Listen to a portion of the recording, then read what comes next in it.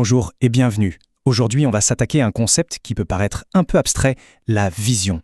L'idée, c'est de voir comment on peut passer de cette simple idée à un outil stratégique vraiment puissant, capable de transformer une ambition en une réalité bien concrète. Allez, c'est parti.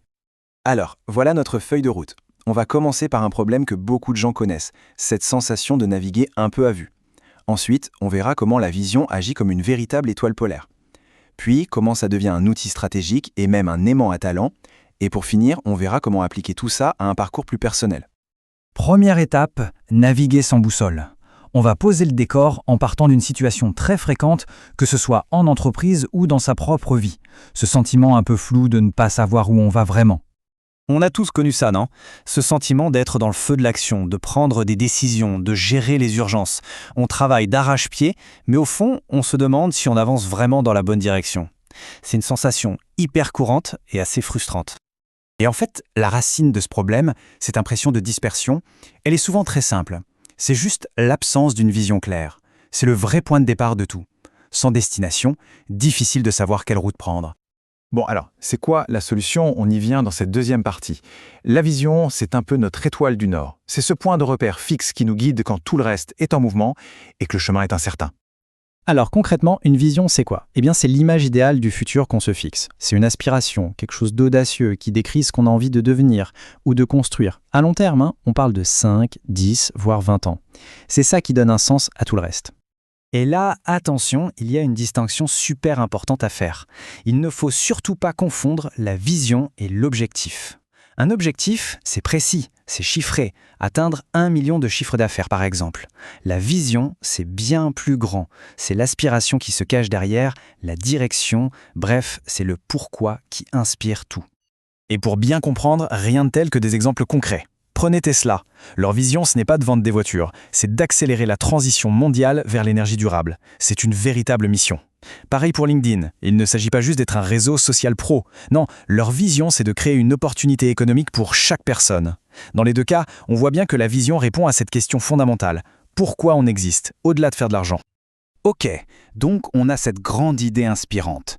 Mais maintenant, voyons comment, au quotidien, elle devient un outil de stratégie redoutablement efficace. Et ce n'est pas juste une impression, l'impact est mesurable. C'est ça qui est dingue. Des études très sérieuses montrent que les entreprises qui ont une vision claire et partagée ont jusqu'à 30% de chances de réussite en plus. 30%! Ce n'est pas de la magie, c'est juste de la bonne stratégie. Et pourquoi ça marche si bien? Eh bien parce que la vision agit comme un filtre.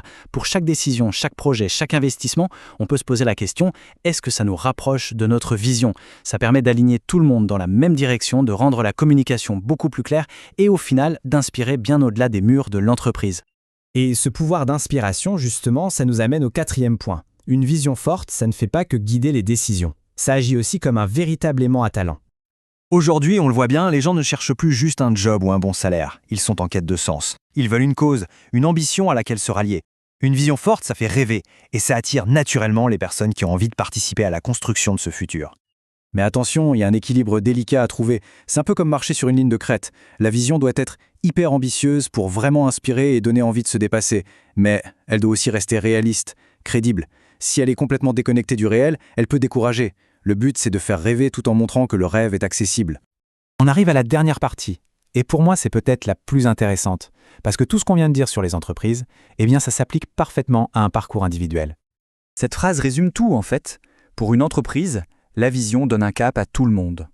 Pour un individu, une vision personnelle, ça donne un sens profond, un but.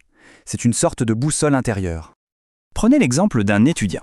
S'il définit sa vision personnelle, d'un coup, tout peut changer. Les études ne sont plus juste une obligation, elles prennent un sens nouveau. Le choix des cours devient plus évident, et la recherche de stage ou d'un premier emploi devient beaucoup plus ciblée.